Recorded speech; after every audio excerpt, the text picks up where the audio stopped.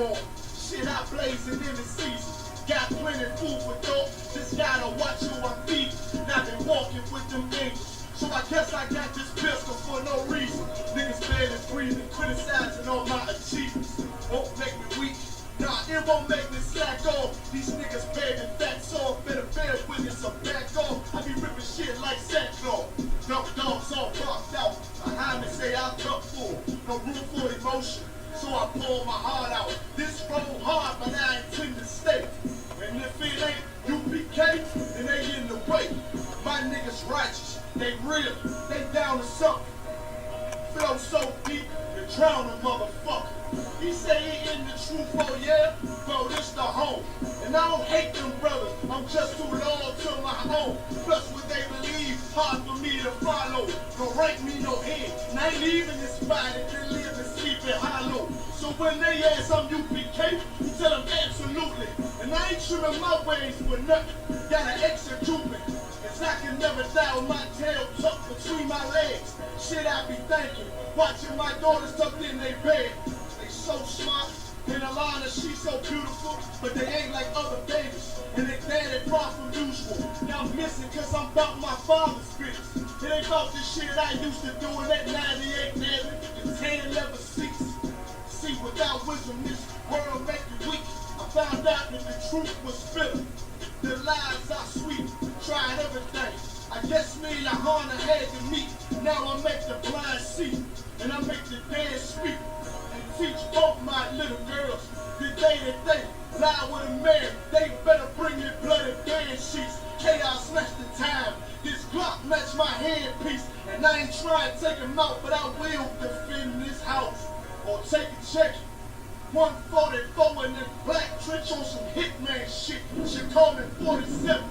Praying for Armageddon. Me and my soldiers dressed for the wedding. Fuck the fame. Ask why I tell them I'm loyal to the king.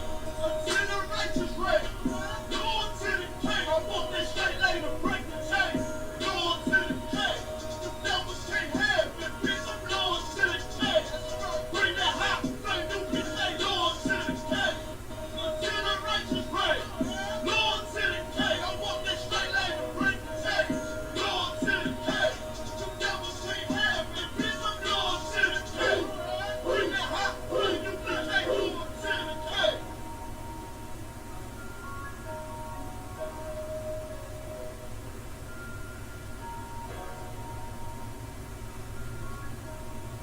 You going off?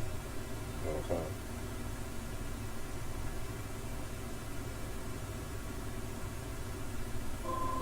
So.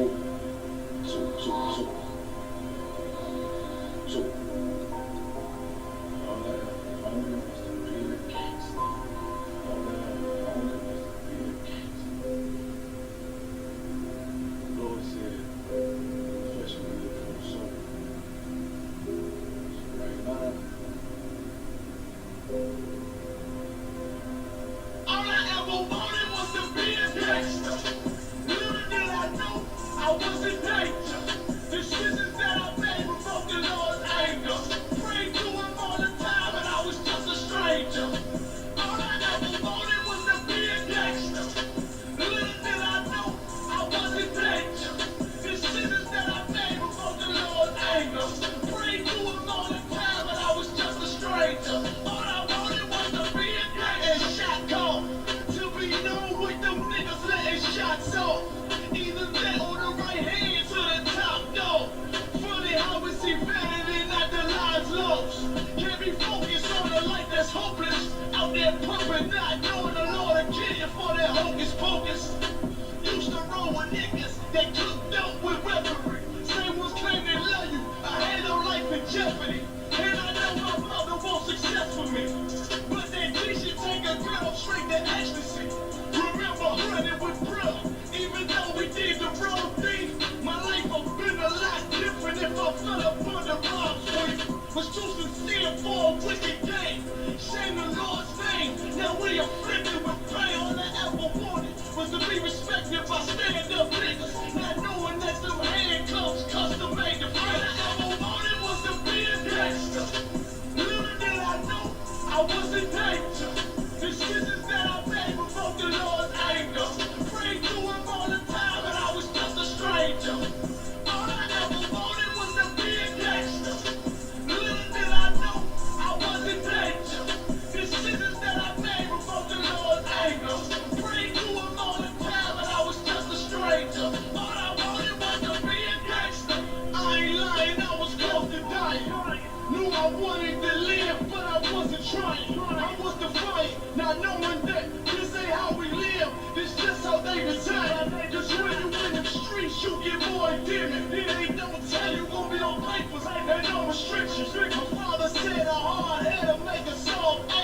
I didn't care, I wanted fear when I walked past. In a place where a black man's blood is cheap.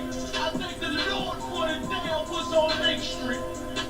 Pissing in the cup, back and forth to court, found a DC school. I swear it felt like I cried on that fucking porch. The Lord said, my sheep, they ain't hear my voice. Asked me why I'm UPK, I told them I ain't have a choice. They said God ain't 50-50, what's gonna come to pass? The Lord called me out the world, and that's how I asked. All it was to be a gangster. Little did I know, I was in danger. Decisions that I made broke the Lord's anger. Prayed to him all the time, and I was just a stranger. All I never wanted was to be a gangster. Little did I know, I was in danger. Decisions that I made broke the Lord's anger. Prayed to him all the time, and I was just a stranger. All I wanted was to be a gangster. Isupk-St until it hit the fan. I walked my way to throne, nigga, fuck the grams. All I wanted was to be a gangster, but I was realized a righteous man. And now got the upper hand, gotta promote this brand. Correct all multitudes until they all understand. If I can't get that crown, Lord, then put me in the hands of someone more mighty back me as hitman. Reminiscing on the pain that was felt. Shit, I was in the jail. Shit, I needed help. But I was locked up in the judge put man on the shelf. Had me crying as it felt like I was left by myself. All I wanted was to impress niggas with my grinding. Now I ain't trying to prove shit to nobody but Muhammad. Just know these niggas lying by the smoke. One time for the most high, he made me a cutthroat. Cause all I ever wanted was to smash my opponents. No man steady cash, not knowing it wouldn't last. You gotta hold yourself by a moment. Cause all I ever wanted was to be a gangster. Little did I know, I was in danger. Decisions that I made broke the Lord's anger.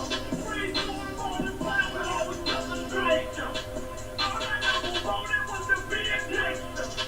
Little did I know, I was in danger. Decisions that I made broke the Lord's anger.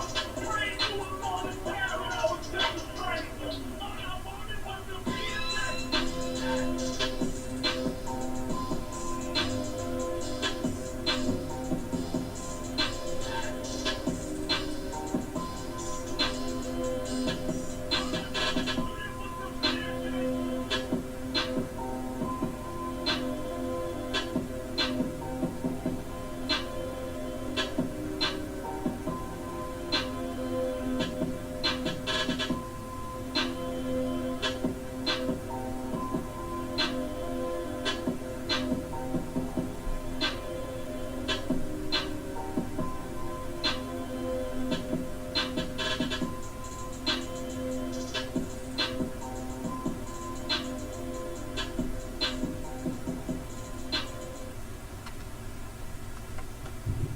Shalom, Israel. It's the Isupk started out on 1 West, 125th Street, under Commander General Yohana.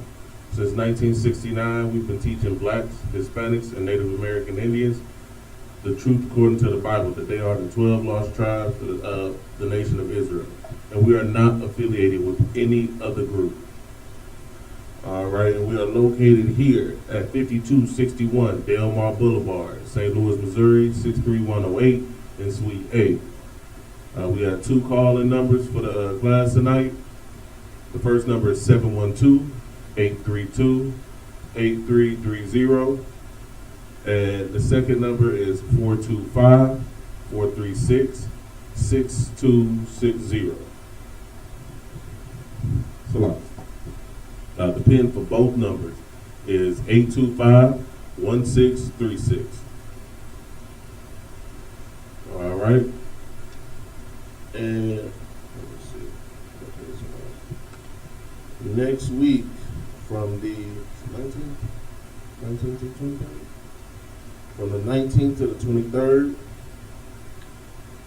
we'll be having General Muhammad will be in Chicago. There we go.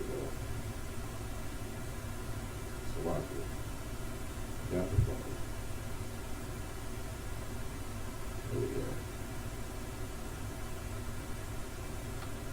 There you go. The Toyota General behind me will be in Chicago from Wednesday until Saturday. And for more, if you're in the area, to call for more information is 312-547-1991. All right. Got any questions in class? Any online? Yeah, so we got one online. Go ahead. Salaki, sir, can you give a breakdown on Proverbs 23 and 20?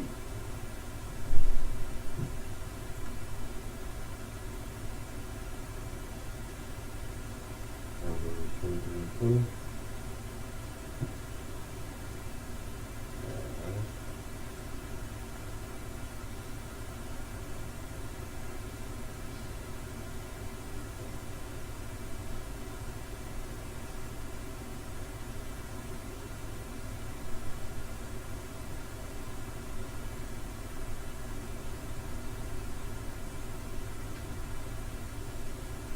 Okay.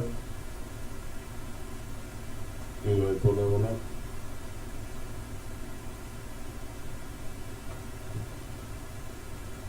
Proverbs chapter 23, verse 20. Uh-huh. Be not among wine bibbers. Okay, so a wine bibber is what we call an alcoholic. They call it Yahushua wine bibber. Because he enjoyed the wine, but he wasn't a drunk. That's what a wine bibber is. We call them winos nowadays. Go ahead. Among riotous eaters of flesh. Those are people, a riotous eater, or someone who overindulges, someone who eats too much in flesh. So, of course, back then, the food, during that time, food was, meats were more expensive and more, they weren't as readily available as they are today. We got a lot of mass-produced meats and things like that. So people ate a lot more vegetables back then than meat. And more people ate a more vegetarian diet back then, and with meat, lightly sprinkled in. Actually, today it's called, they actually call it the Mediterranean diet. People still eat that way. But a riotous eater of flesh is basically someone who is overindulging in things that are considered lavish. Keep reading, read 21, because 21 actually, I was explaining. For the drunkard and the glutton shall come to poverty. This is what we're talking about. The people who are spending their money overindulging in things that you should not be overindulging in. It's okay to have wine. It's okay to drink, but it's not okay to overindulge in wine or any other type of hard drink. Same thing with food. It's not okay to overindulge in food.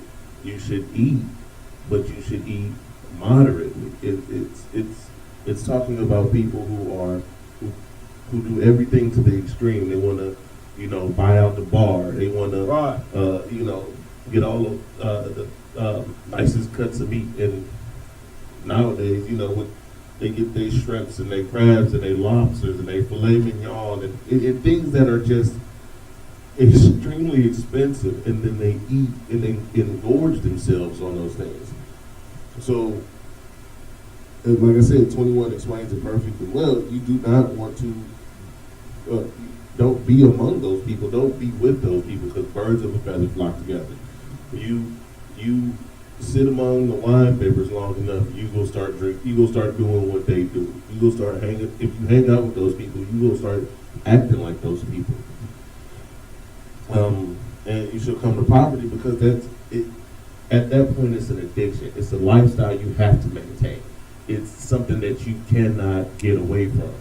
So, most alcoholics didn't start off like, oh, I want to be a wino outside the liquor store. Right. Like they just went to parties too many times with their friends, and then they started to depend on the alcohol. They just started to depend on the drinks. Same thing with people who are used to spending a lot of money at restaurants and other things like that. They get used to that lifestyle, and they're used to people seeing them maintaining that lifestyle, and then it gets to the point where that lifestyle is too big for your pocket. All right, and keep going. And drowsiness shall clothe a man with rags. That's how it is. You gonna be broke and you gonna be a bum on the street, trying to maintain those types of lifestyles. It's everything in moderation, because as like in verse 20, as it says with wine beverages, it's not a bad thing to drink wine in moderation. It's not a bad thing to eat meat or to eat delicacies in moderation, as long as everything is kept within the laws of the Most High. And to be moderate with what you do, not to overindulge. But that answer that question? God. All right. You got any more?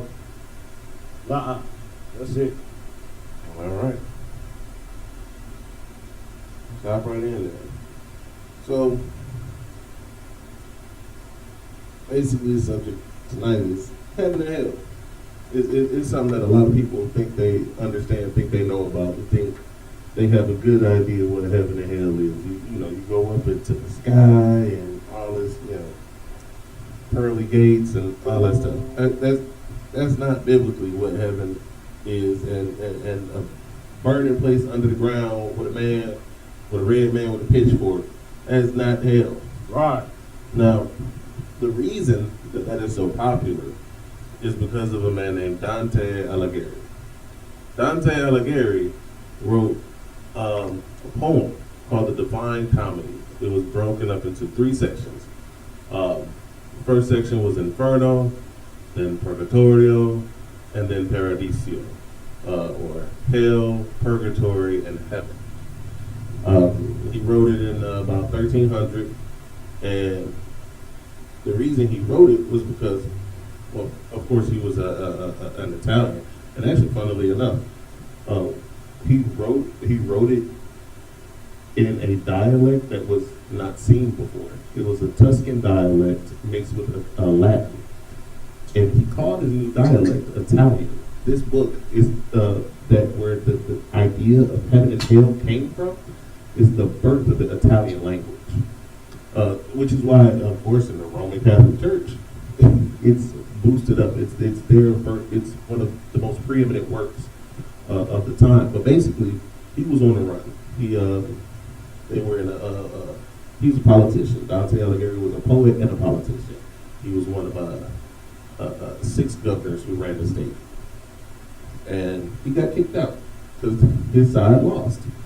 And so while he got kicked out, and I believe he was excommunicated from the church at the time too, he wrote this poem while he was going from city to city, because what Dante did was, when he was in charge, when he was in power, he was ruthless. He would exile people, murder people, execute them. So when he got exiled, it was nowhere for him to go. So he was bouncing around. He was a vagabond. He was a wanderer, as they are meant to, as they are, as the Bible calls it.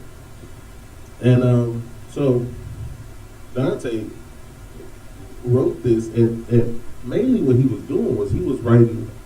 It was a political book. It was political.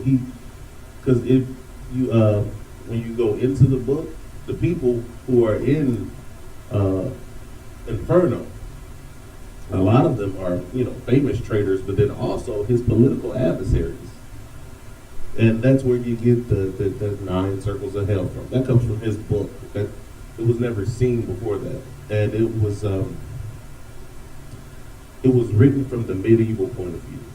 It wasn't a historical document or anything. He said that he had a dream, and he went to sleep on Good Friday and woke up on Easter Sunday, and while he was asleep that whole time, this was his dream. And that's where we get our modern concept of hell from. It's from a man who was on the run's 3-day dream. And since it was Italian and it became so prolific and so, preeminent, it was spread through the Italian world. And of course, he, like I said, he wrote this in the 1300s. It became popular more so towards the 1500s, but it became popular in the Roman Catholic Church. Now, we know all Christianity comes from the Roman Catholic Church. That includes Islam and all these other so-called religions that are actually just Catholics. They call themselves something different now, but you still practice Catholic doctrine. You believe in the virgin birth. You believe in their version of heaven and hell. You believe in all the tenets of Catholicism. You just call yourself something different. So that's why when you look up, when you hear the things about that people say about hell, you won't find it in the Bible. In fact, let's start to see what the Bible says about it. Get Matthew 6 and 10, public track.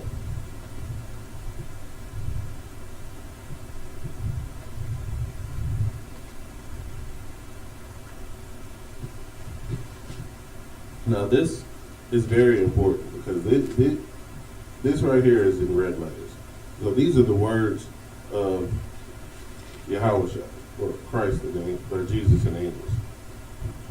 Matthew chapter 6, verse 10. Uh-huh.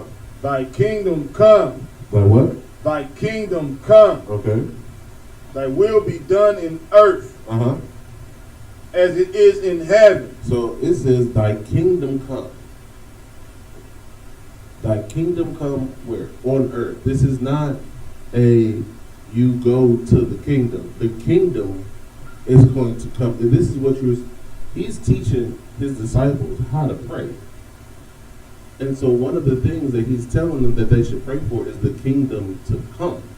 Not to go to the kingdom, not to die and go to the kingdom. He's telling them to pray for the kingdom to come on earth as it is, or the same way it is in heaven. This is not saying that you're going to go to heaven. This is saying that the kingdom of the Most High will be on earth. I get Revelations 5 and 10. Because it's wicked and it's cruel. And to teach people that to get to paradise or get to, where the Most High is and it's perfect and you dwell, in happiness, you have to die to get there. That makes no sense. Go ahead. Revelation chapter 5, verse 10. Uh-huh. And has made us unto our God kings and priests. Uh-huh. So unto the Most High we will be made. He has made us kings and priests. Go ahead. And we shall reign on the earth. We shall reign. We shall what? We shall reign. So the rulership of those kings and priests of God will be where? On the earth. On the earth. See, the Bible is consistent, and it tells you from the beginning to the end that this kingdom is going to be set up on earth.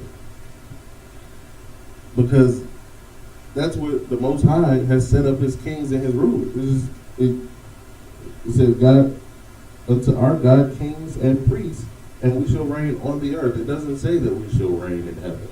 It doesn't say we shall reign in the clouds. It says we shall reign on earth. Let's just see if this model of the Most High's rulership being set up, where it will be set up at. 2nd Esdras 6 and 54. Because the Most High he's the same every day. He's consistent. You know where you stand with him simply by looking at yourself and holding yourself up to the law, because he doesn't change his requirements. He doesn't change what he wants from you. He doesn't change what he needs, because he just wants you to do what he told you to do in the first place. What he needs from you for your repentance is the same thing. And it's what Yahweh said, of going and sinning no more. You are to follow his laws, period. Go ahead. Second Esdras, chapter 6, verse 54. Uh-huh. And after these, Adam also. So right now we're talking about Adam. Now Adam was the first man in the truth. The first man given the Most High's laws. So we'll see how and where the dominion of those who are within the Most High's laws are. Go ahead. Whom thou madest Lord of all thy creatures. See, he made Adam Lord of all the creatures. Adam was Lord over everything and all the creatures on earth. That is where his dominion was. That is where the Most High sets us up for our rulership. He didn't die to get to his rulership. He didn't have to, suffer through a horrible life and forgive every heathen that killed and abused him to die and then go and get his rulership. No, his rulership was set up on earth, because heaven is a state or a condition. It's not a place. It's, for example, we understand right now we're in somebody's heaven, and it ain't ours. But what you have a problem getting our people to understand is there's nowhere under the ground that you're gonna have to go except for when you're buried. That's the only time you're going underground, is that 6 feet under. You are in hell right now. Heaven, we just call heaven by a different name nowadays. It's called white privilege. Right. That's heaven. I was looking at a post today, and some Edomite was upset that nobody had complained, or it wasn't national news about some young Edomite boy that got murdered by a so-called black man. But the picture she put up was the young Edomite boy on his bicycle and the so-called black man in jail in his orange jumpsuit. He already in jail. Mm-hmm. Where's the national news? How is that national news?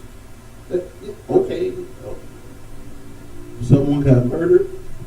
That man, the man who committed the crime, is in jail. What she feels, and they believe that it's the exact same thing as when Brother George Floyd got murdered.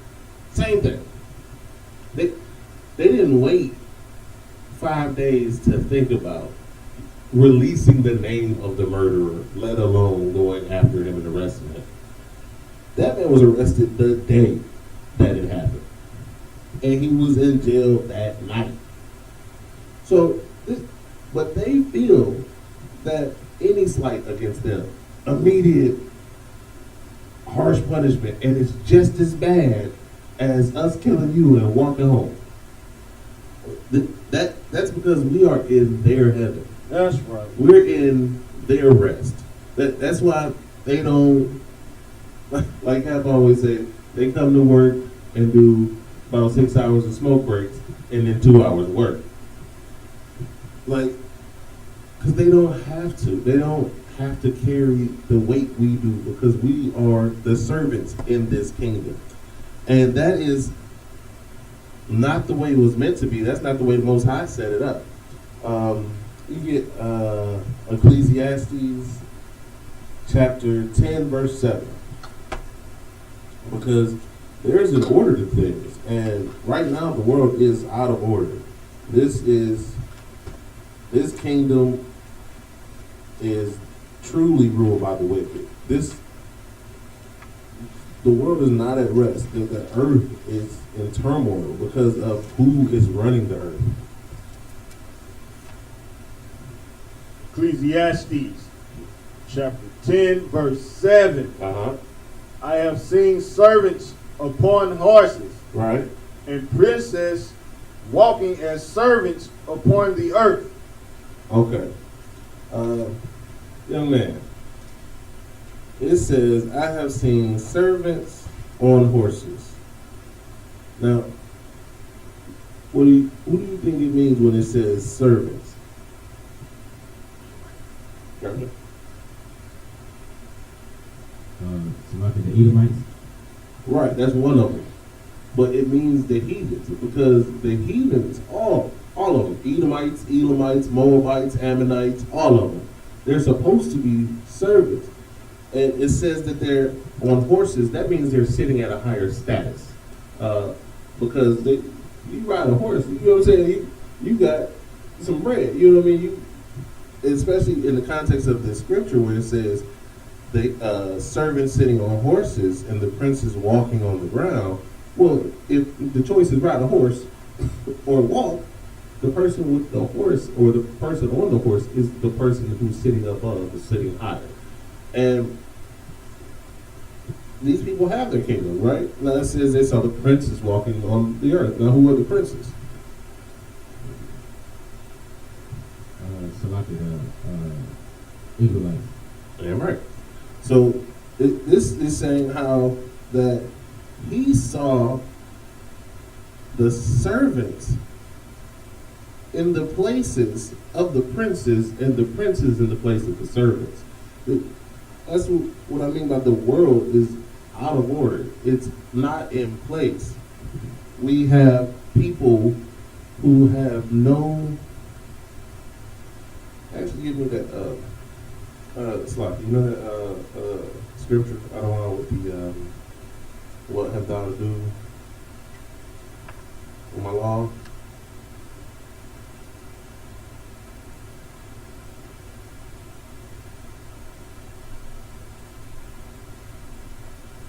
We have people dictating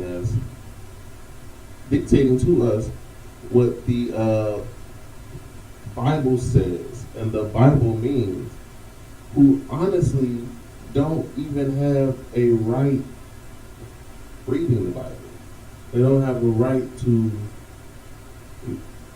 They don't have a right to tell you what the Bible means. But that is where we get our understanding. From Romans 9:14. I believe that sounds close to right. You want to read it? Romans chapter 9, verse 14. Mm-hmm. What shall we say then? Is there unrighteousness with God? No, not that one. Let me see.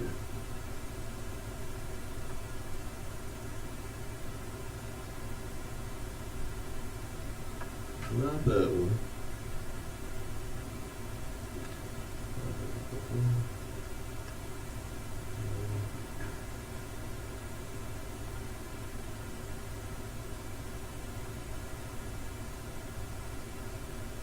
Oh.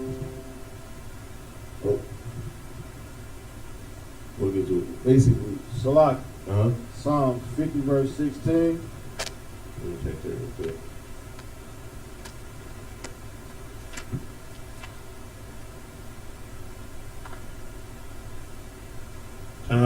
That's it. Psalms chapter 50, verse 16. Uh-huh. But unto the wicked, Like God saith. Uh-huh. And like I was saying, this is the righteous are not in rule. The wicked rule. The world is upside down. It's not the just don't rule. Those who are evil do. Those who do not believe in justice, who do not believe in righteousness, they are the ones ruling the world.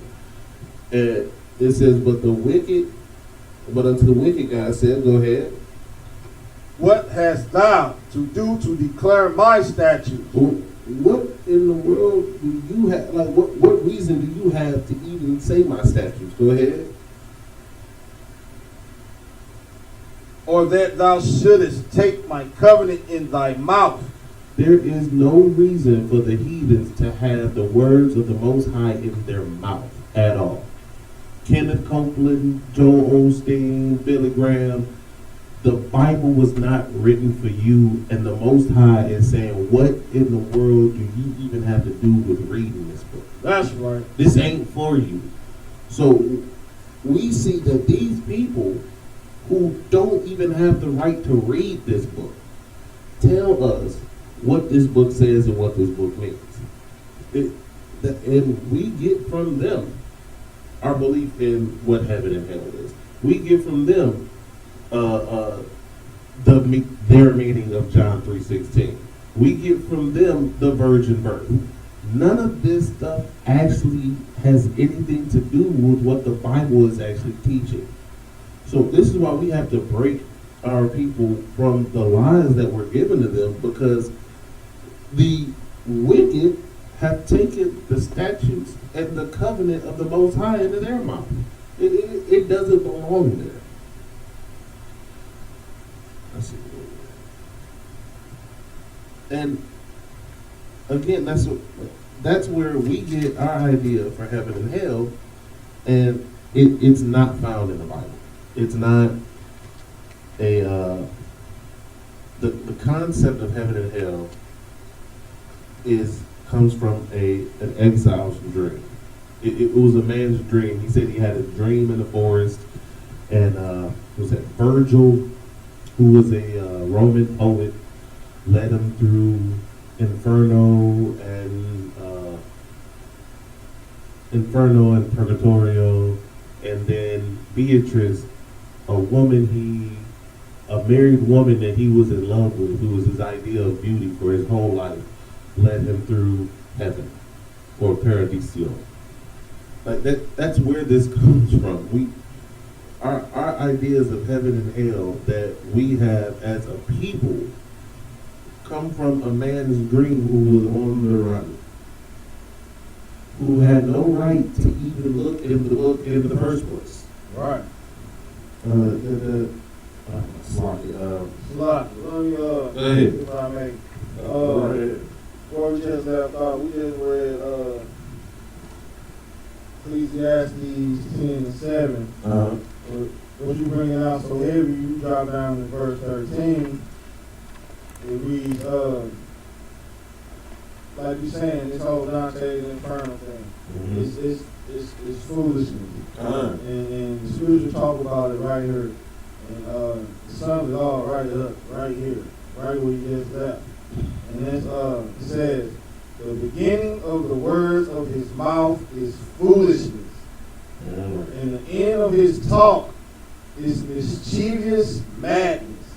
That heaven and hell, that whole heaven and hell Christian concept is madness. Right. Yeah. It's nuts. And honestly, they don't believe it. Right. Like that concept is meant for their slaves. Because here's the thing, even in there, he can't fight against master, people who buck up. They didn't want them circles in hell. Don't take back what we took from you. That's you stealing. That's not us stealing. You taking what's yours back, that's you stealing. Right.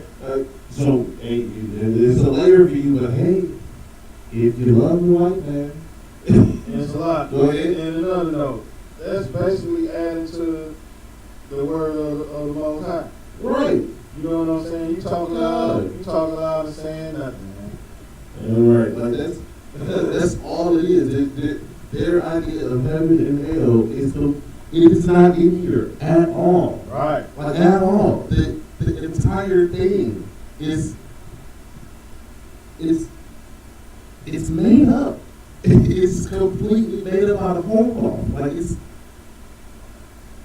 it came from a man's dream. Right. Like the modern concept of heaven and hell is only 700 years old. Right. That's it. 700 years old. Before that, And actually, around that time, they didn't believe this. But up until the mid-1500s, they didn't believe it. It was written 700 years ago, but it's only instituted about 500 years, a little bit less than 500 years ago. We believe wholeheartedly, and I say we because the so-called black, Hispanic, and especially black and Hispanic man and woman, we believe in Christianity so hard. We believe in everything that come out of that lion pastor's mouth. Well, why do we believe it? Because it was beaten into us, and we know that the book is right. But we can't realize, and we won't realize, that the book is correct, but what they telling you ain't out of the book. That's right. You still got preachers preaching the same lessons, the same messages that they've been preaching for generations, and some of them was illiterate when they was preaching them. How you teaching me something from a book and you illiterate? You can't read the book. I'll give you an example. My great grandma, she died not too long ago. My great grandfather, her husband, he was a pastor of the church. He was a pastor of the church I grew up in. They were both illiterate sharecroppers from Quitman, Alabama, Quitman, Georgia, on the Georgia-Florida line. They couldn't read. How are you the pastor of a church and you can't read? The next pastor after him preached the same types of lessons he preached. The pastor that's there now teaches the same types of lessons that they're teaching the same message. And I'll say that in my personal experience, I know it came from a man who couldn't read. So now that we can read now that we can read, we should actually read the book and see what the book says about heaven and hell. What the book says about who we are. What the book says about if we should keep the law or not. Because that law is done away with, that is from our enemy. That is from the devil, the Bible speaks of. That's not in here. Nowhere in here does it say that you should keep law. Sidebar, I just gotta get to that one real quick. What's it, Revelations 21:12? What's 14?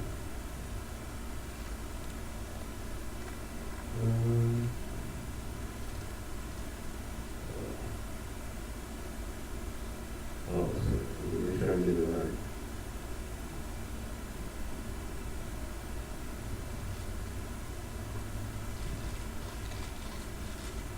Oh, this up. Let's see. That's the one. That's Let's get another one. Commandments.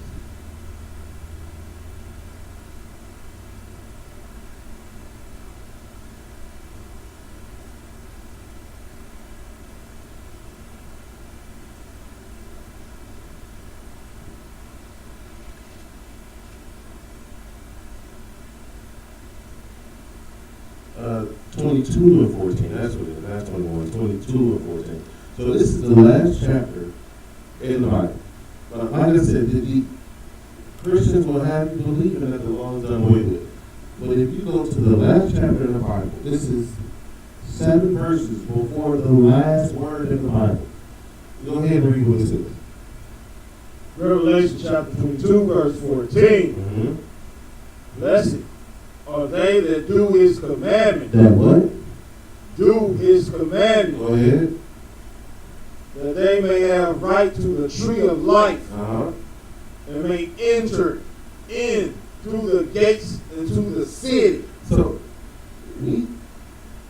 even when they say, oh, the law is done away with, you ain't got to keep the commandments, the last book of the Bible tells you you need to keep these commandments to even get into that city.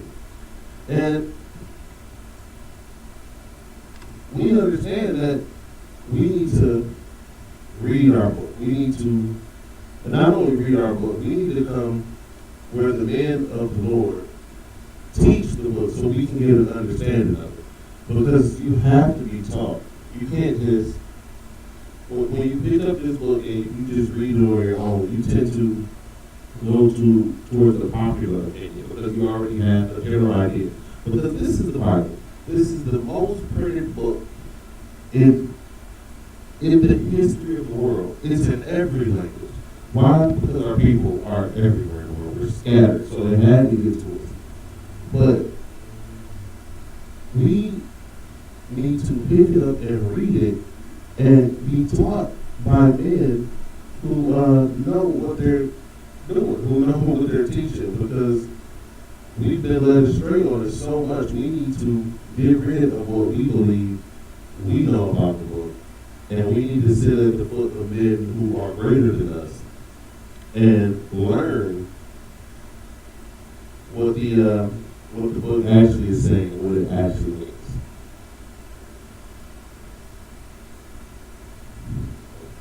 So let's see here.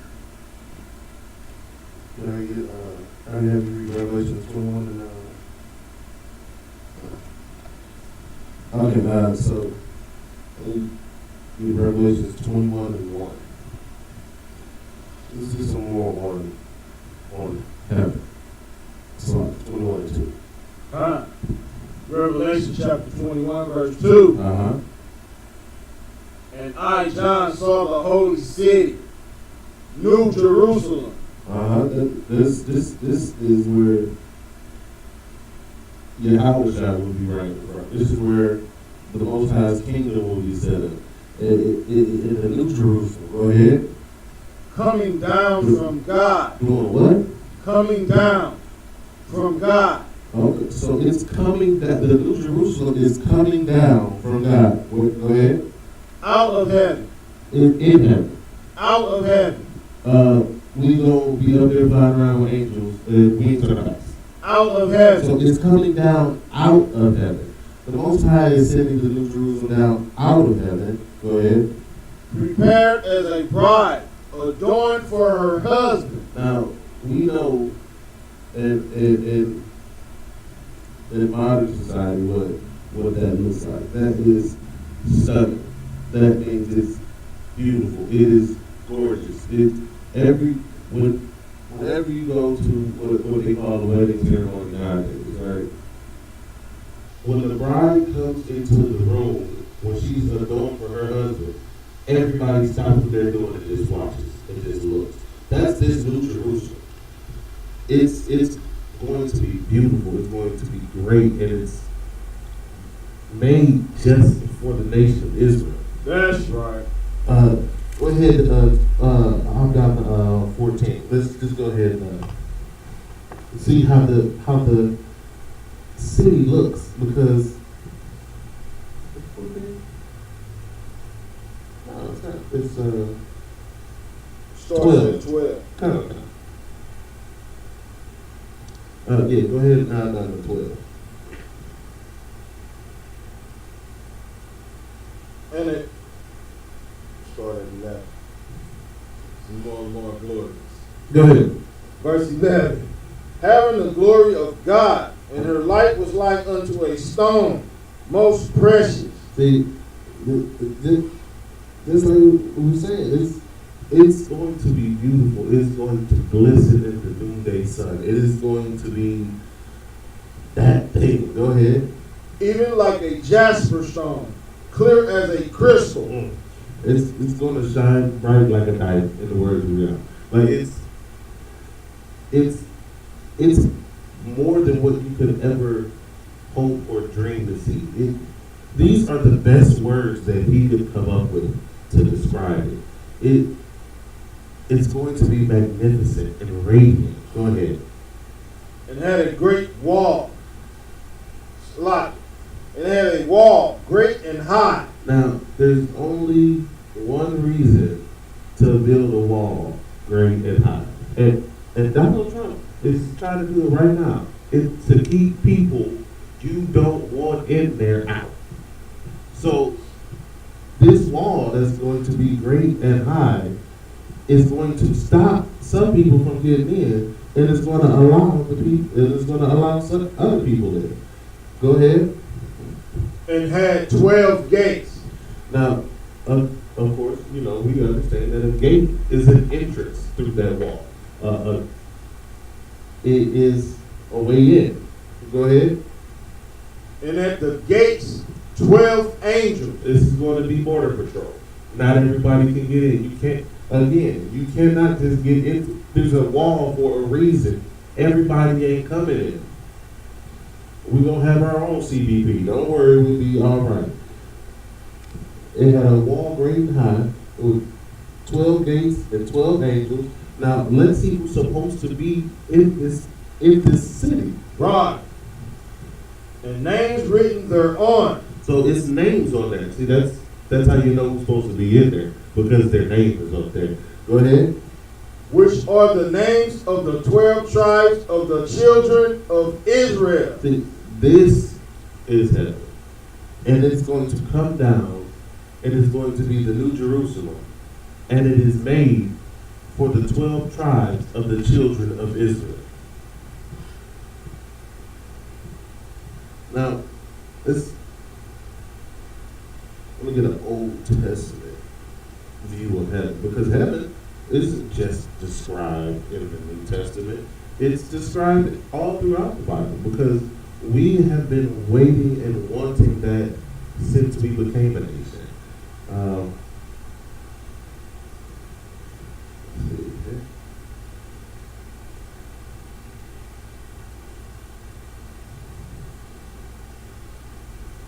Lot. Good. Throw 18 in there. Go ahead.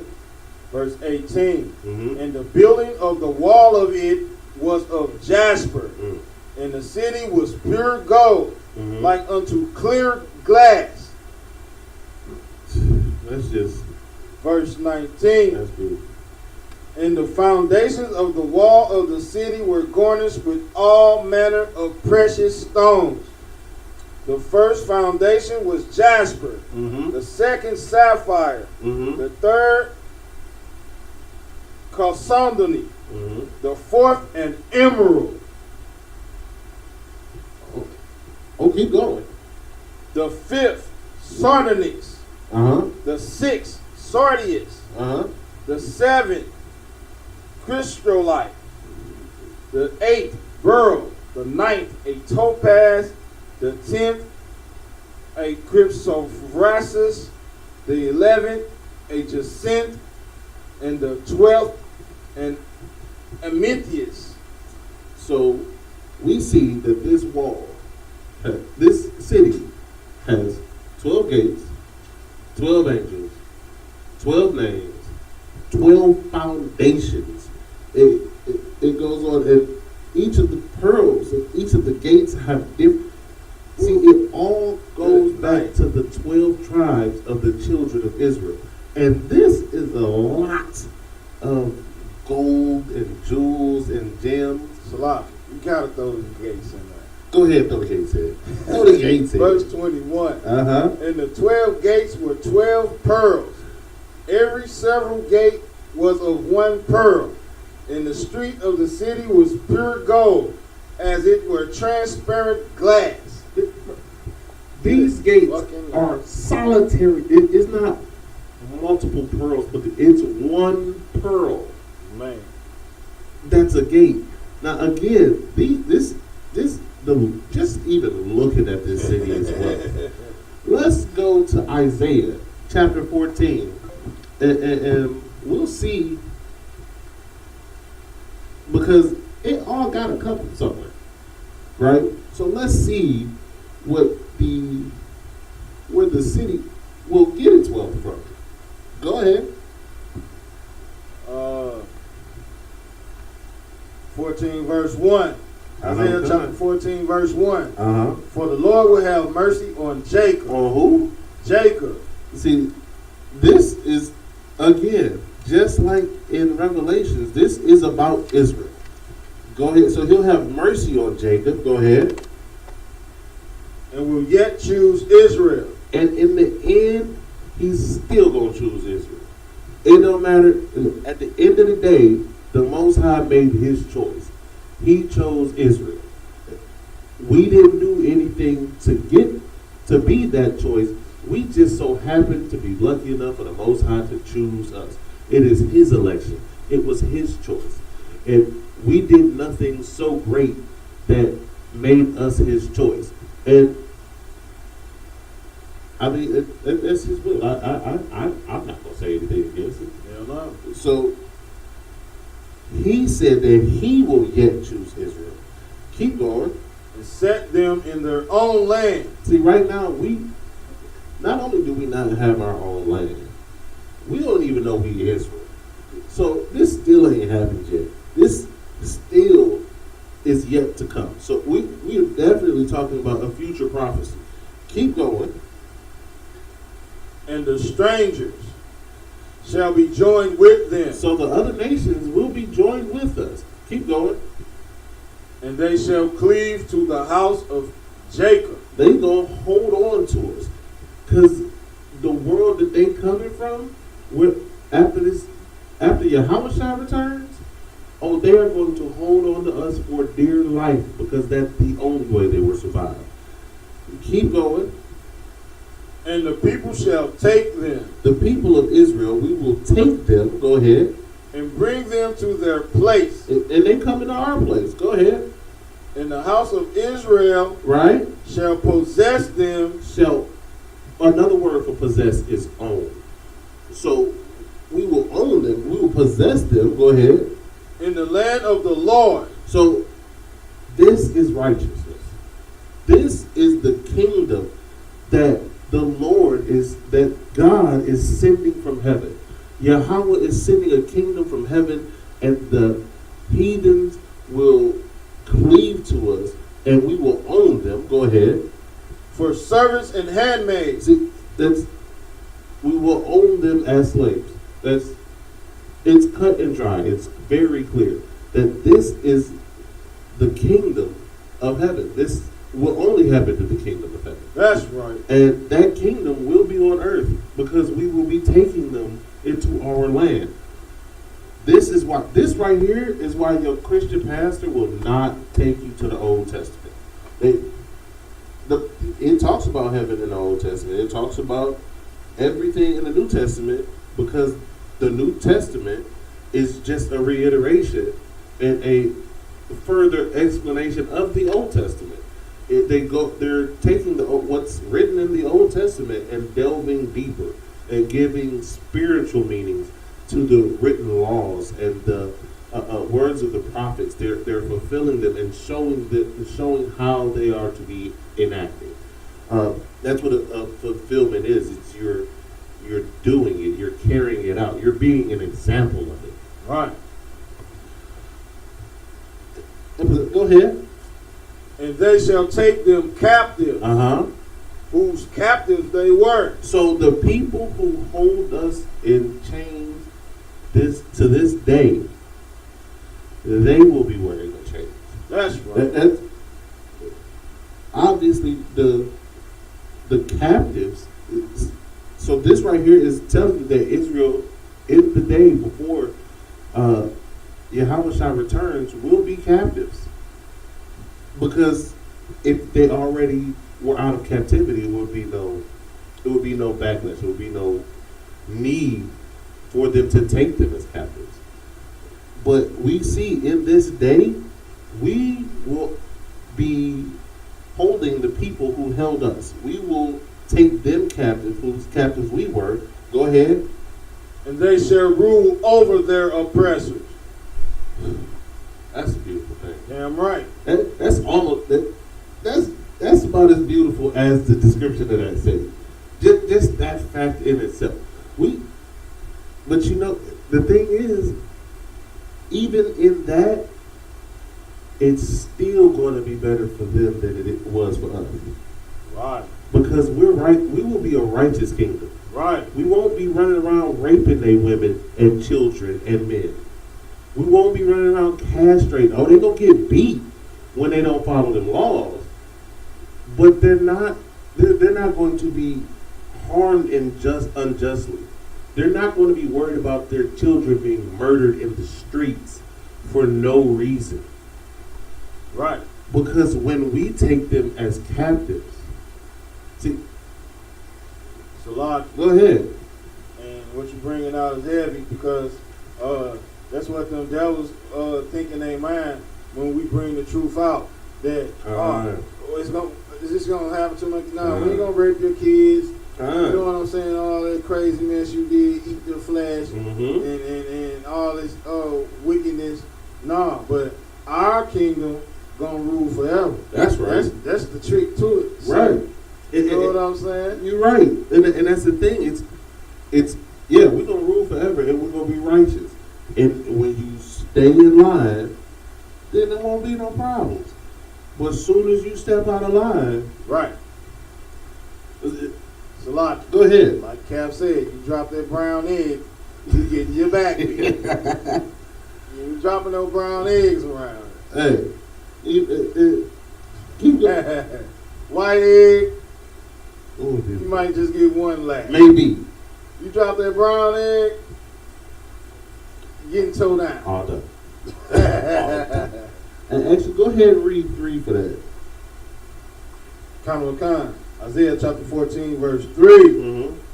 And it shall come to pass in the day that the Lord shall give thee rest from thy sorrow. See, we the only ones that need rest from our sorrow. The Edomites are not sorrowful. Even when they commit atrocious and horrific crimes, they show no remorse. They are not sorrowful for anything. They're prideful.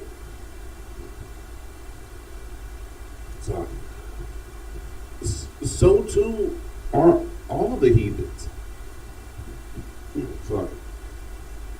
The Moabites aren't sorrowful that they making all of their money off of you, and they in your community beating you and still taking your money. And they go back to theirs, and theirs looks wonderful. They have their everything set up. They have their own businesses. All of their family is working. Nobody's impoverished. If one of them gets on drugs or addicted to something, they can send them to rehab. They can send their kids to college. They're not sorrowful. We are the ones who need Amalek, who calls him the so-called Jewish man. They are not sorrowful. This is not them. They don't need rest from their sorrow. Right now, as the general was bringing out, the United States is giving those Israelis billions of dollars a year in reparations, and the United States ain't the one that did it. Right. They the ones that came and saved them. So the heroes of the story is paying reparations to the victims. But they're not in sorrow. Keep reading. Khan. And from thy fear. They don't fear anything. Those people over there, they have what's called the Golden Dome or the something dome. Or the Iron Dome or something like that. President Barack Obama gave it to him. It's a defense system to where if any attack comes anywhere near their country, it automatically launches missiles back to intercept any incoming missile, Right. or any threat to them has already been taken care of by their friends, by their allies. They are not living in fear. They don't fear their sons walking the streets during the day or at night. They don't fear staying in their own homes because somebody else wants to buy it and they're trying to gentrify their neighborhood, so the police might kick in their door like they did to Sister Breonna Taylor. Because that's what happened. The general brought that out last night too. They were buying up her entire street. So the housing department in the city, like their urban development, that's what it is. Their urban development department had a direct line to the police, had a direct unit of the police that were working for them. And so when they were trying to get people out of a certain area, They would just call that number and have the police write tickets, sell from citations, do stuff to drive them out of their own communities. And that's why that no-knock warrant was served, just to get her kicked out of her house. They wanted her gone, and she didn't want to leave. So that's why they came up with that no-knock warrant. And then they murdered her. Why? Because she lived in the address that they wanted. Why? They wanted to build a skyrise where her house was, so she had to go, either willingly or in a body bag. Good night. This is why we live in fear. So in that day, the Most High will give us rest from our fear, rest from our sorrow. Go ahead. And from the hard bondage, wherein thou was made to serve. And that's what we've been doing since we stepped foot on this continent. Every black, Hispanic, and Native American man, woman, and child understands the hard bondage that we have to serve. We work harder than anybody else here. We work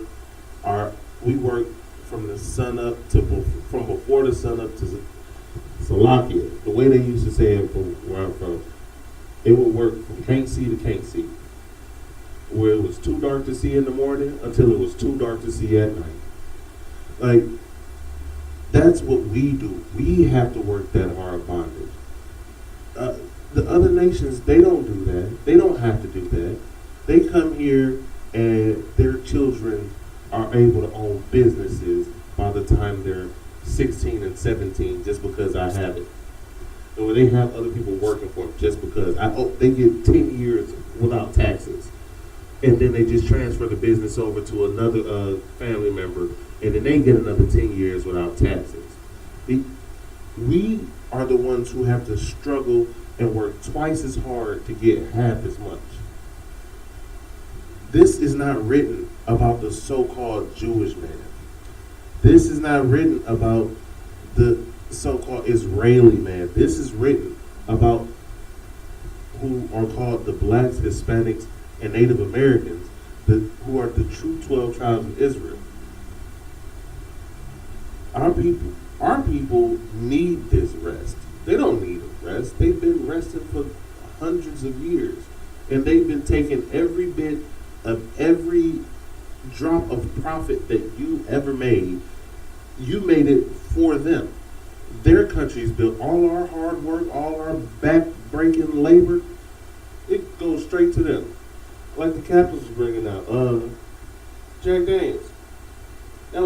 That recipe was created by a black man. Why is that a story that you have to hide? I'm originally from Cleveland, Ohio. Cleveland, Ohio was discovered and bartered over actually by a man who was named Trapper Jack.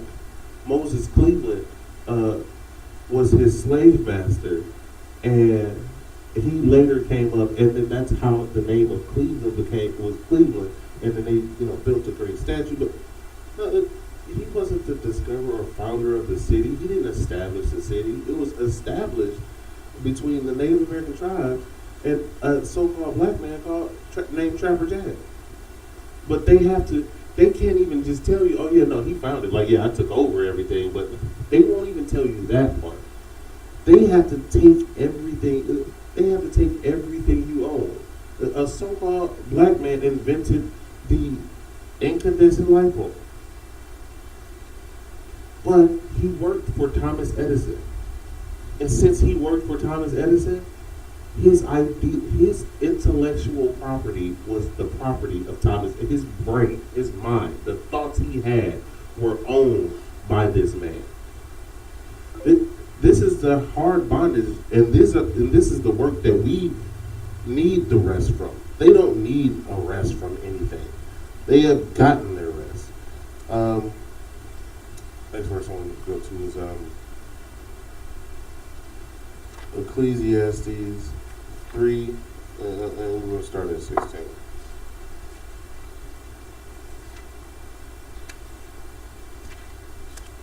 Because, again, we see that heaven is a rest for the children of Israel, and the other nations will serve in heaven. And the servitude that they are going to be put in will be deserved. They will not. It's not like they didn't earn their place. They earned their place at the bottom. Like that. That's what they. This is what they deserve, and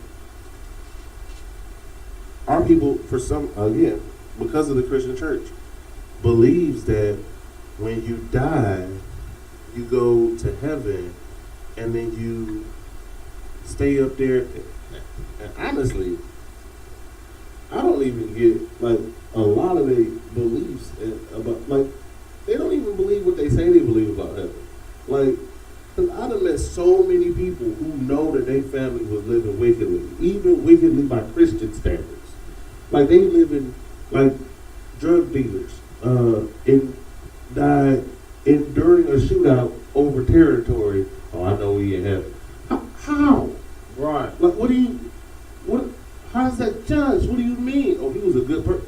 He was a good person. He sold death to his people and died trying to kill more. What are you talking about? No, that's not what or where heaven is. Heaven is a state. Hell is a state. It's not somewhere in the sky where you just go and live with the Most High. All right, go ahead that verse. Ecclesiastes chapter 3 verse 16. And moreover, I saw under the sun. Now it says, moreover, I saw under the sun. We know that the earth is under the sun. All right. Like, that's not really a debatable thing. Like, it's not a thing. Under the sun. You're under the sun. Go ahead. The place of judgment. Of what? Judgment. So judgment is, the place of judgment is under the sun. It's on earth. Go ahead. That wickedness was there. Wickedness was in this place of judgment. Go ahead. And the place of righteousness. That iniquity was there. So we see that in the place of judgment, which is under the sun, wickedness and righteousness are both in the same place. That's right. So this is saying that heaven and hell coexist in the same place. If you don't believe me, and you here in St. Louis, go ahead and drive through Wellston. Now go ahead and go on out to Chesterfield. Tell me heaven and hell do not exist in the same place. It's a lot. Go ahead. Then verse 17 even goes to say, Go ahead. I said in mine heart, God shall judge the righteous and the wicked, for there is a time there. For there is a time there for every purpose and for every work. So the wicked and the righteous will be judged, and there's a time there in this place under the sun for every work. When we see that this is going to be, that this place will both have righteousness and wickedness. So the idea that only good people, or if you, whatever Christians believe, I still have a hard time believing what they're understanding, what their qualifications for who gets into heaven and who doesn't. Like, it boggles the mind. But it's not a place, it's not where you're separated. And here's another thing, right? Like, I was wondering, it always bothered me, right? So you mean I gotta suffer and go through all of this, and everybody gets to see my pain, my shame, my struggle, the things I have to go through, the things I have to overcome. That's public. But privately in heaven, away from everybody else, that's where the Most High is going to rule. What? No. You Most High will reward you openly. When he delivers and he saves, the Most High. Okay. Going back as an example, the nation of Egypt. Egypt was built up to be a great and powerful nation, to have wonders of the world, some of the only wonders of the world to still stand. So the Most High could destroy them for the whole world to see. You're not going to get your reward in pride. The Most High isn't going to hide His majesty, His word. You mean to tell me that beautiful city, that kingdom, is only going to be in private and nobody's going to get to see it? Like, that's insane. You build that city so everybody sees it. Like, that's why you do it. The Most High does things to show He's building up America right now so that when it falls, when He destroys it, the whole world will tremble. That's right. The whole world will shudder in fear. Not just so it's... But this state, we get Deuteronomy 32 and 22. Like this state is not a state in a vacuum. It's not in isolation. If you are in heaven, those in hell can see you in heaven. If you are in hell, those in hell can see you. Those in heaven can see you in hell. It's not separated in that way. They're right next to each other. They coexist. That's why I've talked to like me and my rib talk a lot about different things. But we say that we talk about different people that we meet throughout the day, and some people they just live in a different world than you. She works in a field where there are a lot of people who are affluent in her field. There are a lot of people who, are very wealthy and come from that wealth. And the things they think about, the things they talk about, the things they do, they are not from you feel like they're not even from the same planet. Like, how do you live here? and you don't understand. Like, how do you not see that? Like, they live in a different world. Why? Because they are in heaven and you are in hell. That's right.